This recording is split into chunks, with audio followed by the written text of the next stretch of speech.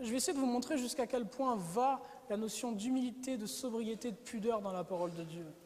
1 Pierre 3, verset 1, on l'a déjà lu. 1 Timothée 2, verset 9, de même aussi que les femmes vêtues d'une manière décente avec pudeur et discrétion se parent, non pas de tresses d'or, de perles ou de toilettes somptueuses, mais d'œuvres bonnes comme il convient à des femmes qui se prétendent pieuses.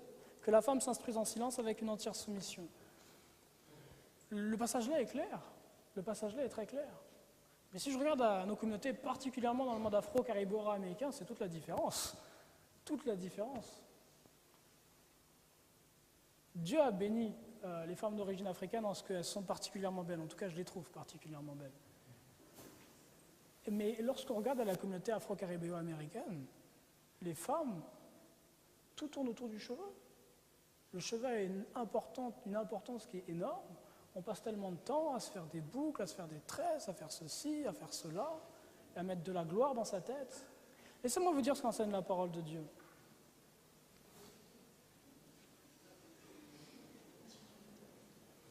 Laissez-moi vous dire ce qu'enseigne la parole de Dieu. Il y a un texte de la parole, un texte de la Bible.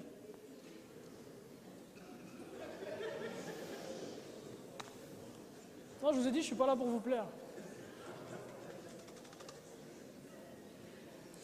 Je viens vous rapporter ce qu'était l'Église de Christ, et je viens vous rapporter ce qu'enseignaient ce qu'on appelle les pères, ce qu'enseignaient Tertullien et tous les autres, ce qu'on appelle les pères de l'Église.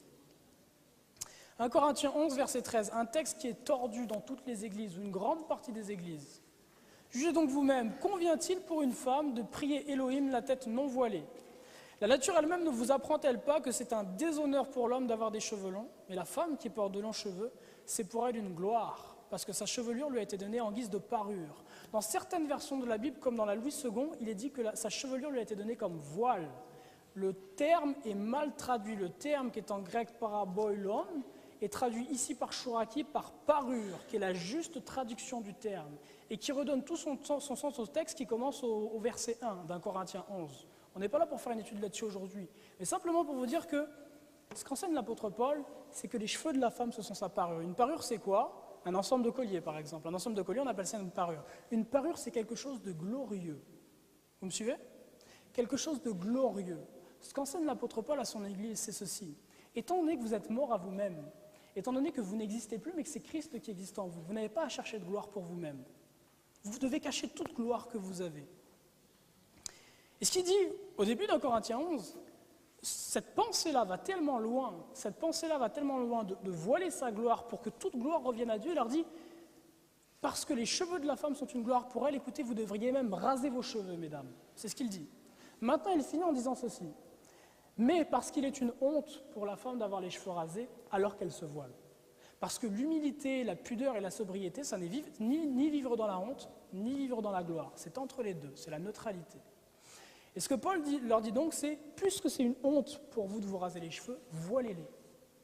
Et il finit en disant ceci, la femme qui porte de longs cheveux, c'est pour elle une gloire, parce que sa chevelure lui a été donnée comme une guise de parure. Puisque c'est une gloire pour elle, qu'elle la voile devant le Seigneur. Et ce n'est pas simplement la femme qui doit voiler sa gloire devant le Seigneur. Sachez que dans Ésaïe, les anges qui sont devant le trône de Dieu se voilent la tête, se voilent le corps et se voilent les pieds. Ils voilent leur gloire devant la gloire de Dieu, afin qu'au final, toute gloire revienne à Dieu et que seul Dieu soit glorifié. Aucune chair n'a le droit de se glorifier devant Dieu. La gloire doit revenir à Dieu et à lui seul. Imaginez-vous jusqu'à quel point va l'enseignement de la Bible sur la pudeur et la sobriété. Lorsque vous parlez des femmes, les saintes femmes qui donnent en comparaison, Sarah, il nous dit la parole de Dieu, était une femme voilée. Rebecca, femme d'Isaac, était une femme voilée, dit la parole de Dieu. Si vous lisez le Cantique des Cantiques, la reine de Saba était-elle aussi une femme voilée? Savez-vous pour quelle raison les musulmanes se voilent? Savez-vous pour quelle raison les musulmanes se voilent? Ou les juifs orthodoxes se voilent? Parce que c'est ce qu'enseignent les Écritures.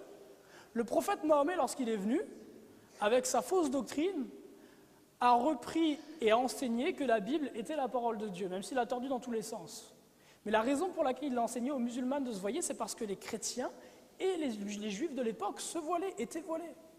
Et si vous lisez les pères de l'Église, les textes parabibliques comme ceux de Tertullien, ils rapportent que les femmes du 1er siècle étaient voilées. Et vous savez sur quel point était le débat à l'époque? Il n'était pas sur savoir si on doit se voiler ou pas. Tertullien, le débat était pour lui, le débat à ce moment-là, quand il écrit, le titre de son essai est intitulé « Du voile des vierges ». Quand il écrit, en fait, il écrit parce qu'il y a une polémique et qu'il y a certaines églises qui ne voilent pas leurs vierges. Toutes les femmes sont voilées, mais pas les vierges. Et Tertullien est remonté par rapport à ça. Comment ça? Donc le voile est accepté pour tous, la discussion était simplement est-ce que les vierges ou non doivent se voiler? Il faut prendre le texte pour ce qu'il est et cesser de chercher à tordre les Écritures. Ça ne servira à rien devant Dieu. Lorsque je vois sur Facebook des photos de profil totalement impudiques, et qu'à côté, il est noté ceci, chrétien. Mais quelle image donne-t-on au monde? Quelle image donne-t-on au monde? Lorsque je vois des jeunes hommes ou des jeunes femmes qui, dans leurs photos, ont des positions et des tenues qui sont tout à fait... Quelle image donne-t-on au monde? Et puis, on parle des bijoux des femmes. Et oui, la parole de Dieu nous enseigne que parce que nous sommes en Christ, nous devons abandonner toute gloire et donc ne plus porter de bijoux et toutes ces choses-là. Mais messieurs, sachez que si pour une femme, il ne faut pas porter de boucles d'oreilles et puis tous ces éléments-là et laisser ces gloires-là de côté, avoir une montre à 400 € au poignet, là, c'est la même chose. C'est la même chose. Et je vous dis ça, ce que je vous dis présentement, je me le suis dit à moi il y a quelques mois. Dieu me l'a dit à moi il y a quelques mois. Parce que, vous savez, j'ai fait des études en finance, et puis lorsque vous êtes dans le monde de la finance ou dans le monde du business, de l'administration, le fait d'avoir une belle montre, ça compte beaucoup. On vous regarde pour votre gloire. Ah, la montre, elle est belle, c'est quelqu'un qui... Donc avant de commencer mes études, je m'étais acheté une grosse montre, une belle montre, plaquée or, etc. Une montre que j'avais dû payer entre 200 et 300 $, et puis qui était étiquetée au-dessus de 500 pièces. Et il y a quelques mois, je devais aller prêcher dans une église, et je prêchais par rapport au baptême, le baptême en tant que mort de l'ego, engagement d'une bonne conscience, ne plus avoir une mauvaise conscience, ne plus avoir conscience de soi, on est mauvais, mais avoir conscience de Christ, lui qui est bon et parfait. Donc il est au centre de nous-mêmes. Et donc je prêchais là-dessus, et le déroulement de la prédication m'a amené à aborder justement le sujet du décolleté, le sujet de toutes ces gloires, des grosses voitures et toutes ces choses qui n'ont aucun sens si on est vraiment en Christ, qui n'ont aucun sens pour ceux qui sont vraiment en Christ.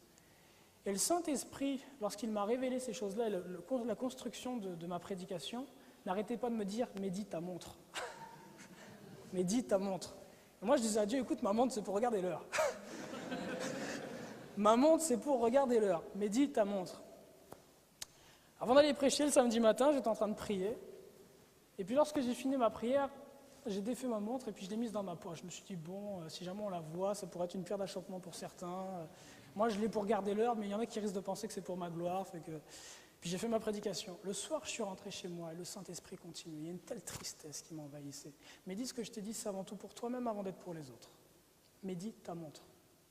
Je dis, laisse-moi tranquille. Laisse-moi tranquille. Puis je vais sur Internet et puis je regarde des prédications, j'écoute des prédications. Là, c'était un sermon jam que je regardais, donc c'est une courte prédication de 10 minutes avec une vidéo qui l'illustre. Alors que je regardais ça, en fait, il y avait une vidéo qui représentait un jeune homme qui se dit chrétien. Il a sa Bible posée à côté de son ordinateur et puis il est en train de surfer sur Internet le soir. Et puis il surfe sur tout un tas de sites qui n'ont rien à faire avec le fait d'être chrétien. Il regarde des sites de lingerie, par exemple, il regarde des grosses voitures et puis arrive un moment, il regarde des sites avec des grosses montres. Et peu à peu, il regarde ces choses-là, il éloigne peu à peu la parole de Dieu. J'ai dit, ok Seigneur, c'est bon, j'ai compris. J'ai défait ma montre. Si elle n'est pas bonne pour moi, elle ne sera pas bonne pour un autre. Et je l'ai jetée. Loin, là, je ne sais pas où elle est tombée dans le parc, là, mais je l'ai jetée. Écoutez une chose.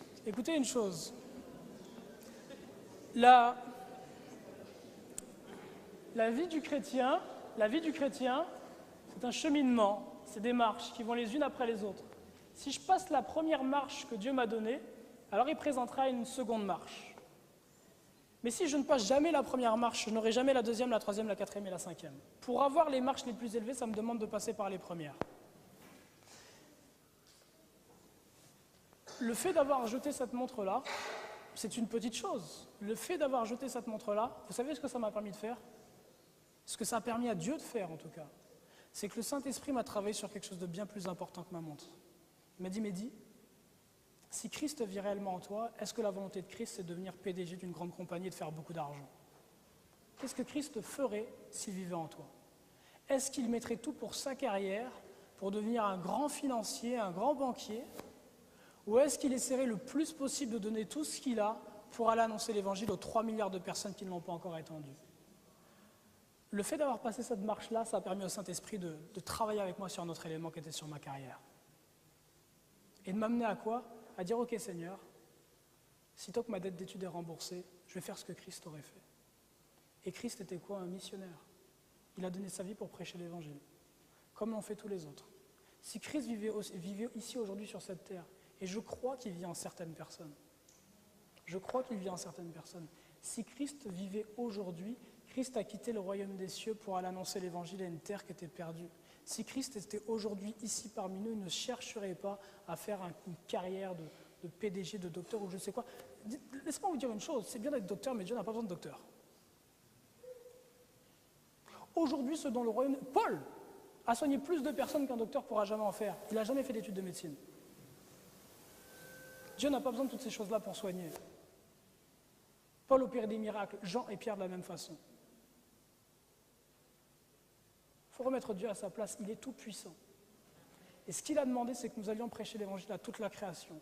Et présentement, il y a 3 milliards de personnes qui, parce qu'ils n'ont jamais entendu parler du message de l'évangile et de Christ, périront, dit la parole de Dieu. Si Christ vit réellement en nous, il s'agit soit de donner toute sa vie, pour supporter ceux qui partent là-bas annoncer l'évangile, ou soit de faire partie de ceux qui partiront là-bas l'annoncer. Ça, c'est l'enseignement des Écritures. Ça, c'est l'Église de Christ. Il n'y a pas de cœur de gospel ou de choses comme ça dans la première Église. C'est une bonne chose, mais il n'est pas question de ça dans la parole de Dieu. Il est dit, renoncez à vous-même. Prenez votre croix et suivez-moi. Un autre élément dont j'aimerais vous parler, qui paraît aujourd'hui totalement banal et accepté par tous,